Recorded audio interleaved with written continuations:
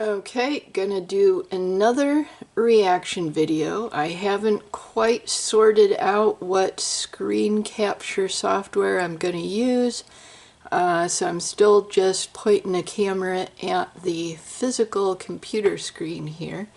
And as you can see, we got Farm Family in Winter, which was filmed in 1967. And by Encyclopedia Britannica.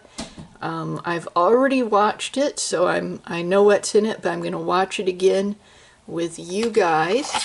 And I might also watch this one, Farm Family in Autumn, which I've watched part of, but I might save that for another video. I haven't decided yet, so I think I'm going to go do this Farm Family in Winter.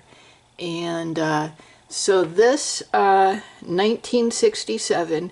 Now I was born in the mid-70s, and so this is a little bit before, you know, the time that I can remember, but everything here looks similar to the farm that I grew up on, which was also in the north.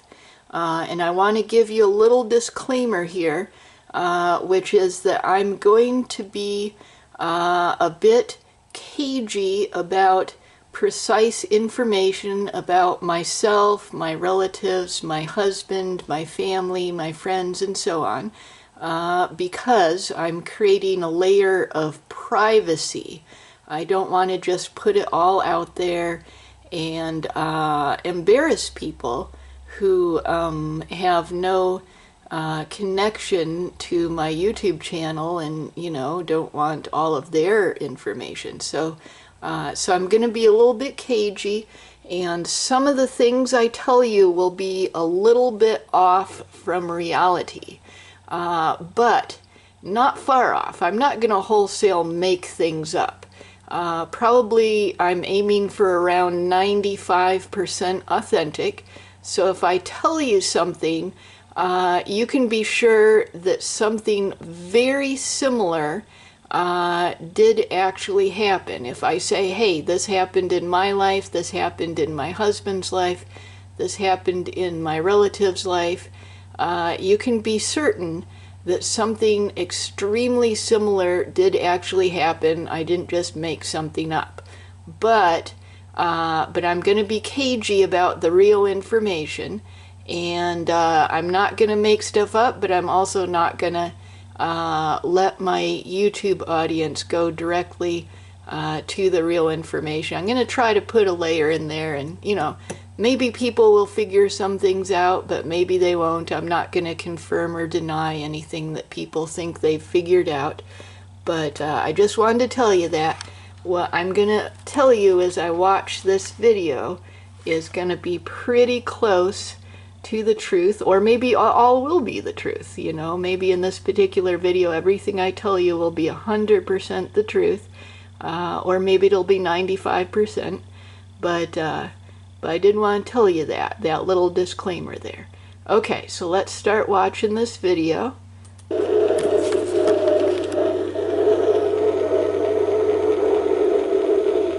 Life slows down on a farm in winter. I know, I've lived on one all my life. I've seen a lot of new machines come to the farm in my time, like this snow buggy.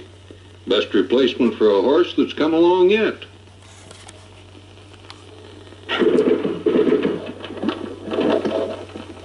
Works pretty good once you get it started.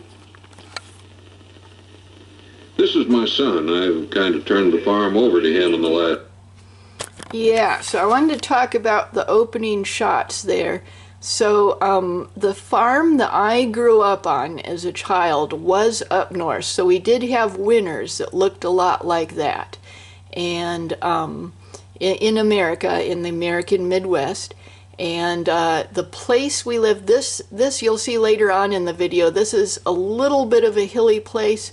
The place we lived in was more hilly, although there were some less hilly areas nearby. So it was more hilly. It was pretty much exactly the same amount of wintry in the winter. And indoor places looked pretty much like this. There were only landline phones. They looked like this, or actually a lot of the times they were just permanently fastened to the wall instead of sitting on a desk. Desks looked like this. Filing cabinets looked like that. And yeah, people dressed like this. This guy's a little bit fancier dressed. We were a little bit more shabby. Our clothes were a little bit more, worn out. He's got nice new clothes.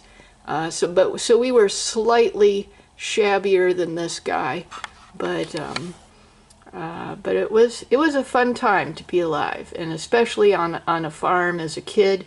I think kids that grow up on farms, they just have such a good time of being on that farm. It's something I highly recommend. I know people can't necessarily do that just because they want to do that, but highly recommend kids to grow up on a farm, so that is good.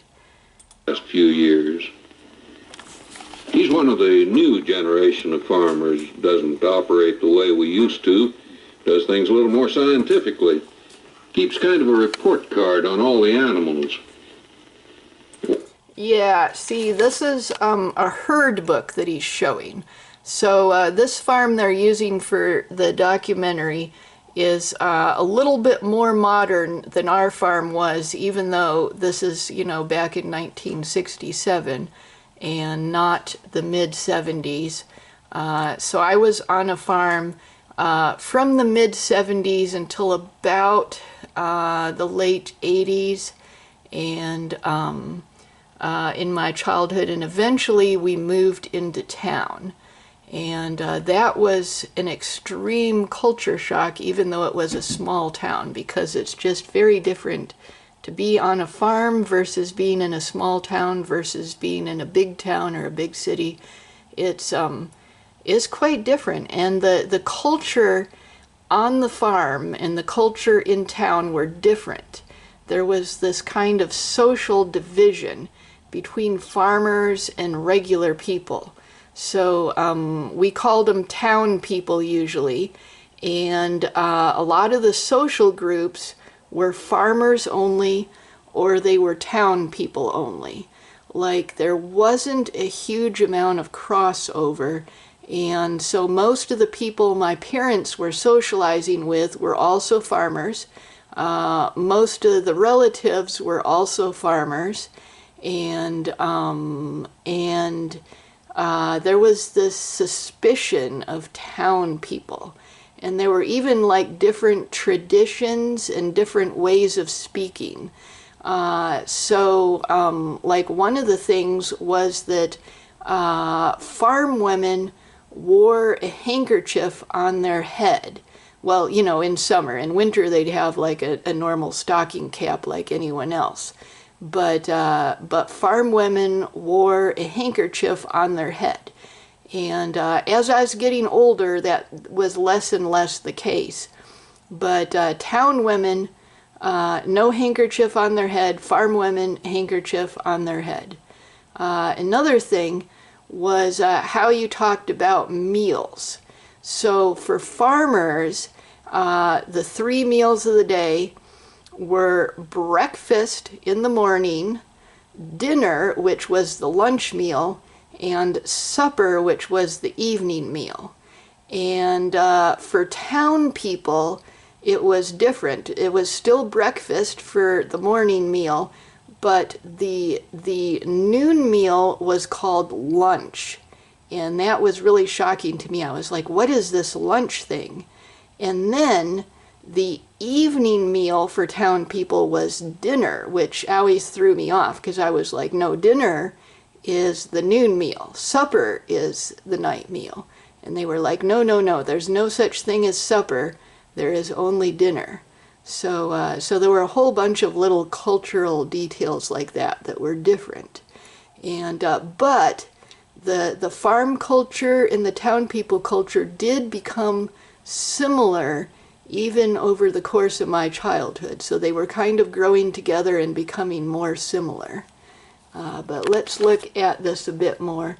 Now, this video, this documentary here they're doing, I can see that a lot of the things in here are based on reality, but they kind of like restage them and stuff.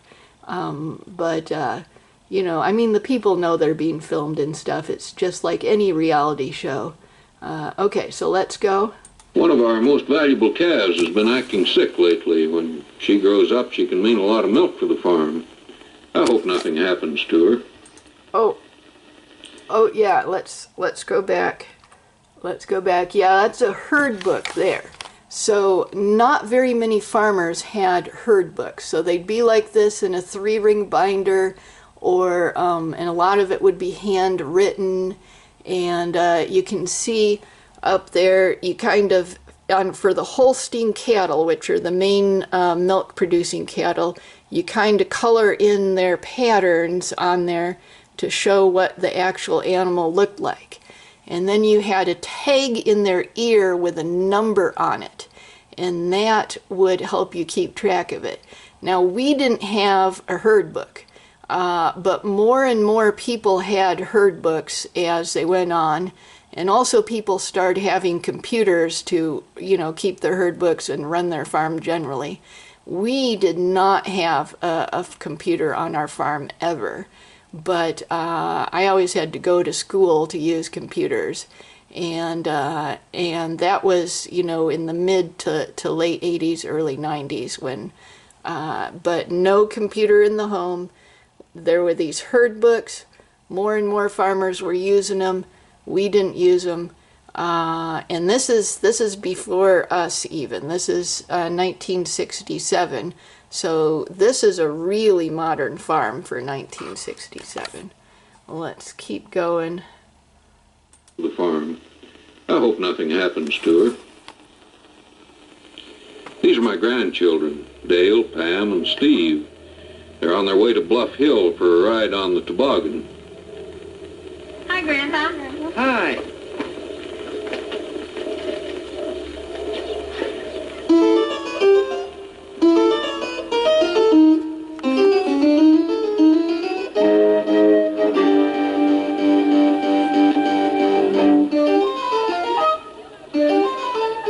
Now see, that sled there that they're using, that they call the toboggan, that's a particular style of old sled, and you could buy them in stores, but most people made them themselves. I mean, you could make them out of boards, and there was a lot of work involved, and waxing them and bending the metal parts and everything. So I did not ever see one made, but I know that a lot of people made them instead of bought them. But this style, the toboggan, was a really common type of sled there. And lots of fun. Yeah, see, we had... Now, if I can get old Betsy started, I'll show you what it's like around here at this time of the year. Yeah, we had a bunch of sleds because we had high hills, real high hills. And, well, in a couple areas we had real high hills. And so they were steep. If you got up on top of the hill and you went down in the toboggan or any other sled, you could get going probably somewhere around 50 or 60 miles an hour by the time you got to the bottom. And our favorite hill had a fence, not right at the bottom, but a ways away from the bottom. So you needed to, as soon as you got to the bottom, you really tried to stop before you hit that fence. And if you couldn't stop, you needed to duck down because there was barbed wire, and yep, that could theoretically decapitate you. So there was a lot of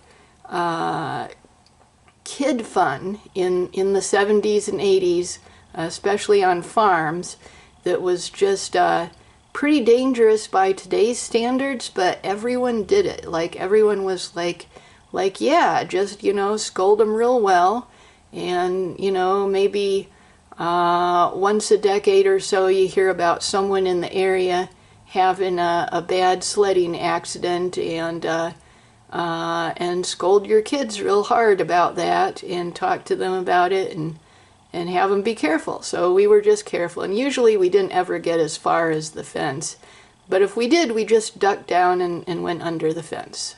And but there was one sledding accident I had, not on the steep hill, on a different hill, and I got a scar on my forehead from it. I was, when the Harry Potter books came out, I was kind of joking that, like, oh, I got a scar on my forehead like Harry Potter. It's a real small scar, and it's close to the hairline, so I can usually hide it with hair. And, but my father, my first father, my biological father, he saved me in that sledding accident. He shielded me with his knee, and because of that, his knee hit, and I only got the small scar, and he had trouble for the rest of his life with that knee. But yeah, he sacrificed the health of his knee to save me in a sledding accident. And I wanted to talk about this thing. They're calling this thing a snow buggy. So where I lived, this was not called a snow buggy. It was called a snowmobile, and we never had one. Hardly anyone had them when I was a real small kid. And then suddenly there was a big fad, and everyone was getting them, and some people even had two of them.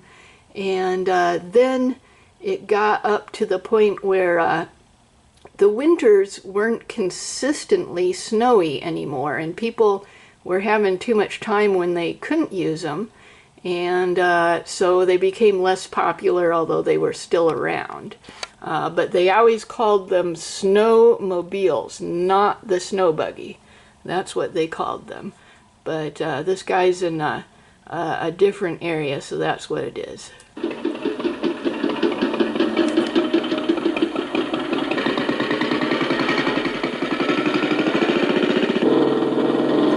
Yeah, and all the buildings you're seeing in this are pretty much exactly like the type of buildings I'd see on farms everywhere. Life doesn't come easy in winter. Yeah. Most plants stop growing, food gets scarce, and sometimes it's hard just keeping warm. Yep. Winters are pretty hard on the deer. Some have been known to starve to death before spring. Oh yeah, we had a lot of deer.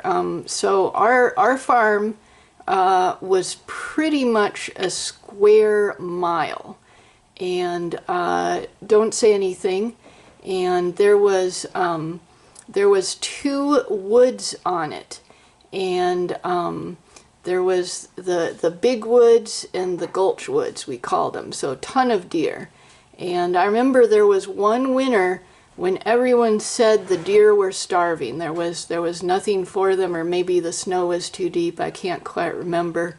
And so they would throw down, we put out actually a lot of hay that winter. We'd spread it out on the snow, and the deer would come and they would eat it right alongside our cows. It was good. They would have a good time.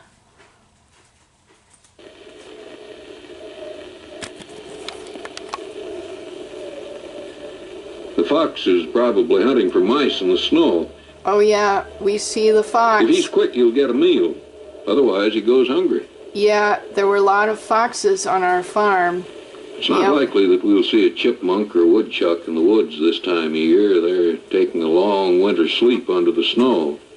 Yeah, most of the foxes were I've seen this not raccoon seen. around here We all just winter. see their tracks all the He'll time. eat most anything, including the buds off my elm tree. Yeah, raccoons were same. They were pretty shy animals, and We mostly saw their tracks, although we would see them sometimes. Every year I pick out a good Christmas tree from our evergreen grove.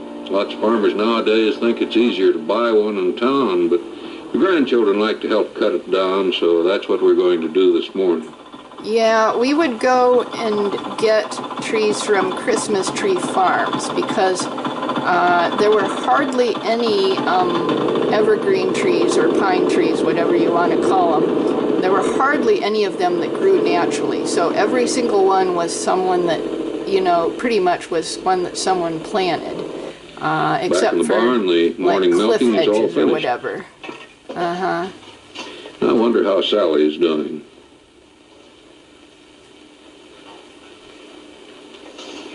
In wintertime, we have to take extra special care of the livestock, or sickness can spread to all the animals. When I was a boy, farmers could lose everything in one bad winter, but that was before modern medicines and veterinarians like Doc Morton. Yeah, see, this is staged because the veterinarian sits down and pretends to talk to him. It's Sally, Doc. Yeah. I think she's pretty sick. Oh, really? Yeah, this part of it is staged, but I'm sure it represents something that actually did happen. That doesn't sound too good. I'm sure the calf really is sick. Seems to be having trouble breathing. I'll leave right away. Okay, Doc. We'll be seeing you. Yeah, we had sick calves a lot. Like, they just always got sick. And what we called it was the scours. So that was the word we used for it, for like several different types of sickness. We called it the I planted most scours. of these evergreens myself the year that Pam was born. We'd have to give them electrolytes with a tube to their Couldn't get anything stomach. else to grow in this Like, sandy getting soil. the veterinarian out wasn't very common. Veterinarians were for super serious problems, and if calves got the scours, they'd be gone before the veterinarian came. You got to give them electrolytes with a tube in their stomach. And yeah, I told you that The trees in this grove stay green all year long, but that's not true of all types of trees. yeah, the trees, I told you the trees we had, the evergreen trees, they pretty much all of them that existed were planted. They were valuable trees, so we did not want to cut ours down at all. We didn't have very many. So yeah, we'd go to a Christmas tree farm where people had planted hundreds, and we'd pay to cut our own. And but that was only early on. Then we got a plastic tree, and we used that every year. But most other people went to the Christmas tree farms and cut them. And you just pay an amount, and then they let you wander back and cut your own. The stuff where the real trees are sitting at supermarkets, that didn't happen. Not in my early childhood anyways. Trees. Take the apple tree, for example. Picked apples off it last summer. Now it's covered with ice. Oh yeah, they're just showing an ice storm. That's not normal for the winter. When the ice storm comes, ice is only gonna be on there for a day or two. I'm gonna skip past this part and go, let's see, going into this area. Okay. We're gonna skip past that part, go to a more exciting part. One can help Sally, he can. Yep, so they're bringing the veterinarian back to the farm. Okay, and then you see we got that stone building right there that's attached to the barn. That's the milk house. So pretty much everyone had a milk house attached to their barn.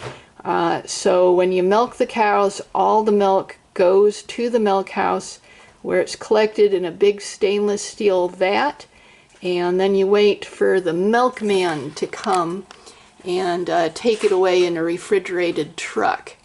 And there were various workers that would come for various purposes. The milkman would come get the milk with the milk truck. And then we also had For example, there was the dead truck would come if there was a cow that had died and take away the carcass. And we called that guy the dead man. So the dead man would come with the dead truck and the milkman would come with the milk truck. Okay. And then there we go. They're going to go in and treat this calf. Yep. There's a big old silo. Yeah, silos and fences. He's in here, Doc. Everything looked pretty much like this. She doesn't look too good. We got the metal Doesn't fence feel very good. inside with those like metal pipes. Yeah, we didn't have anything that fancy. It was all wood fence inside, not the metal. But people were changing over to the metal gradually. It's a good thing we have her in here where she's by herself. Now I'll give her a shot of penicillin, and then you give her one tomorrow, the same way. Yeah, this is a big calf. She looks like she's too old to have the scours. I think they say later on in the video that she had pneumonia, not the scours. But if she isn't better by tomorrow night, you give me a ring, and I'll come out and look at her again. Fine. While the medicine does its work on Sally, we've got to get back to our chores. Yep. Nowadays, machines help us do a lot of work on the farm. Yeah, The see conveyor that? belt is used to carry manure out of the Yeah, barn the and manure into the is spreader. coming out. We had something that looked pretty much exactly like this.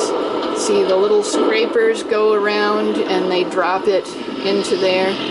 And then in the winter you can Manure is spread good it on the fertilizer. field. Makes the soil richer. And that means more corn at picking time. when it's not winter, you can't spread manure on the field. You need to either put it in like a big manure vat, which was When I only was a towards kid, my we later had to shovel childhood snow that they by became hand. common. No, Dale gets it done by practicing on the tractor. Yeah, people started getting these big manure pits that are dangerous to put all their manure in during the summer. But otherwise, you had a lot of trouble figuring out where to put the manure when it wasn't wintertime.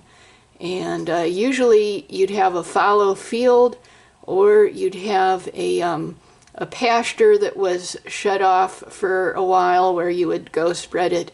Because if you spread manure on the pasture, the cows aren't going to eat that grass, or at least not much of it, for a while until the manure starts to rot. So there's always the problem of where do you put the manure in the summer, because you can't put it on the existing crops. Still not too sure of himself, but he's learning. Next spring we may teach him how to plow. Yeah, this is a really fancy tractor. We didn't have tractors this fancy. While we were working outside, Pam is doing her chores inside the house. She wishes we had a machine to do dishes, but I think that's going a little too far. Yeah, we did the dishes by hand. Lots and lots of kids, dishes by hand. And we did have a dishwasher for a tiny little while. I think it was like a used one we got super cheap, or someone was moving and they gave it to us or something. And it did not work for long, just a tiny little while. And then it died, the dishwasher died, and it was just left outside for ages and ages to rot outside. And then we were back to hand washing. Oh yeah, pigs. In winter, we let the pigs run loose on the back 40. They can't find much to eat out there. We have to feed them the corn we grew last summer. Yeah, we had pigs only when I was very young. Pigs were great, and pigs were praised as a high money maker. So pigs and corn were the big money makers. Dairy, not so much, and the other crops was mostly to feed the dairy and the beef cattle. So beef were a moderate money maker, but pigs were a real big money maker, and we only had those when I was real small.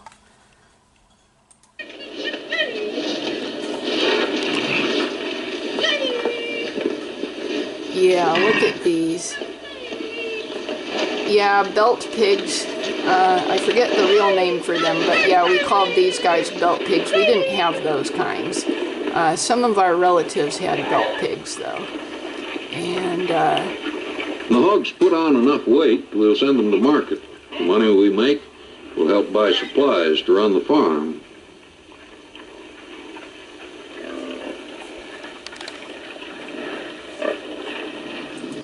yeah, letting the hogs go to the forest is not a good idea. They dig gigantic holes and cause a lot of erosion. Our pigs did get into the pasture in the forest sometimes, but only when they escaped. So they had an electric fence around the pig house and the little yard outside of the pig house too. And if that electric fence shorted out, or if they caused it to short out, they were really smart. They'd pile up wet manure sometimes and make the electric fence short out.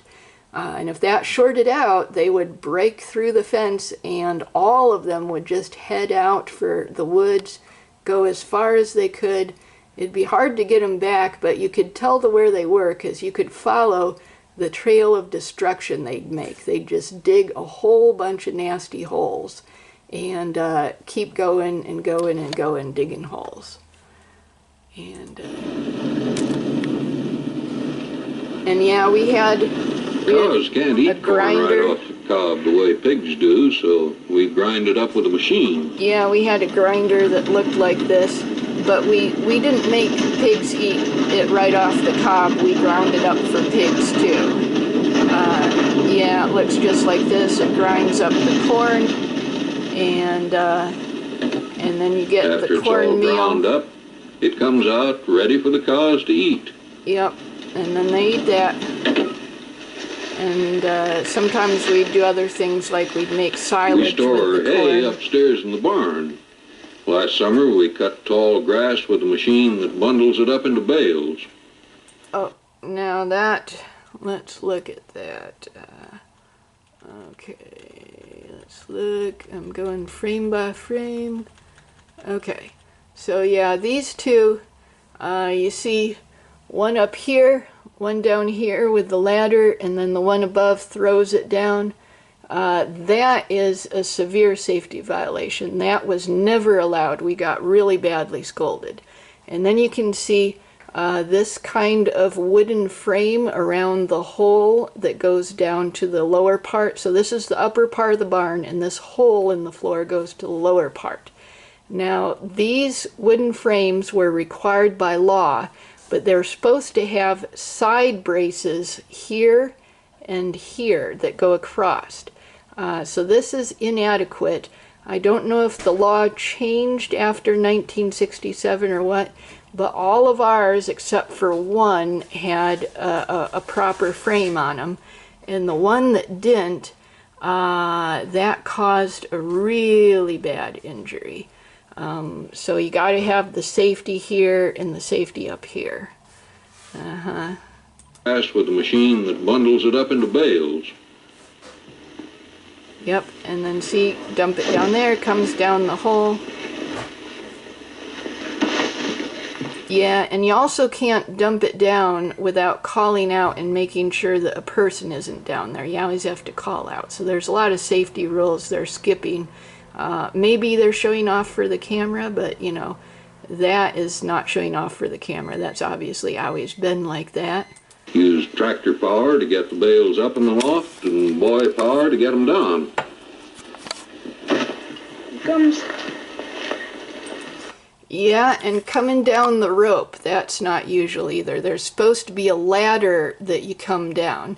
There was always a permanent ladder attached to the wall that you would come down from the hay chutes. And yeah, and the hay bales, you look at them, they weigh about 40 pounds, those big old hay bales, the rectangular ones. And the round ones that are as tall as a person, they weren't very common, but they slowly became more and more common. And when I was young, they were always tied with sisal rope.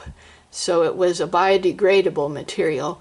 But then they had wire balers. That was a machine that, you know, baled the hay together.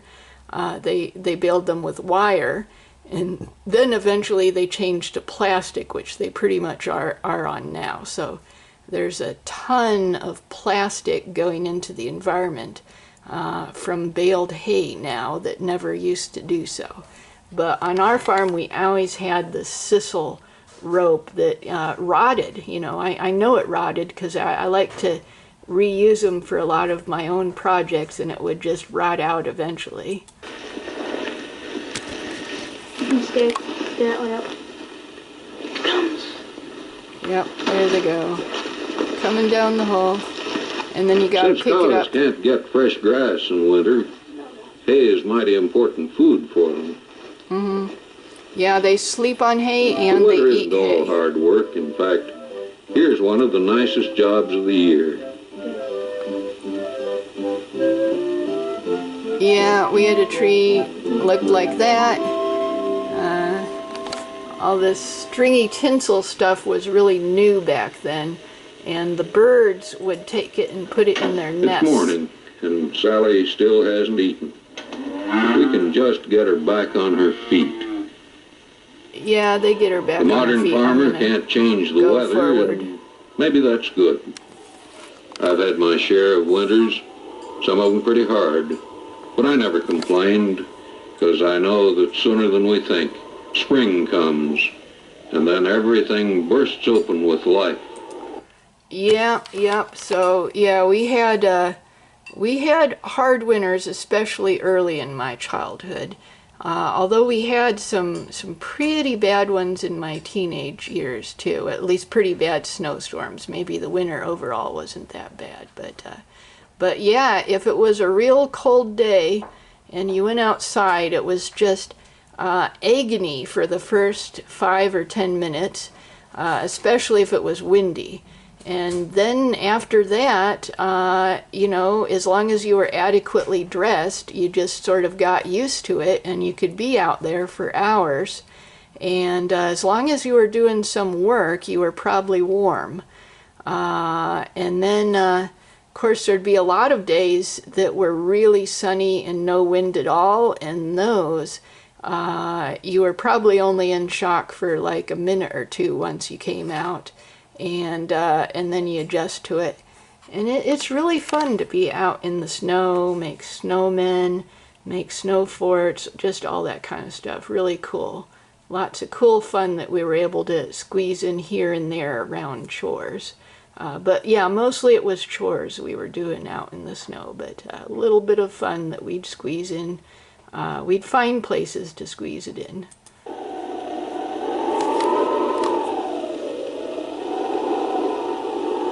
Okay, and that's the end of it. So that is my reaction video, and it was really cool to see that. Brought back a lot of memories.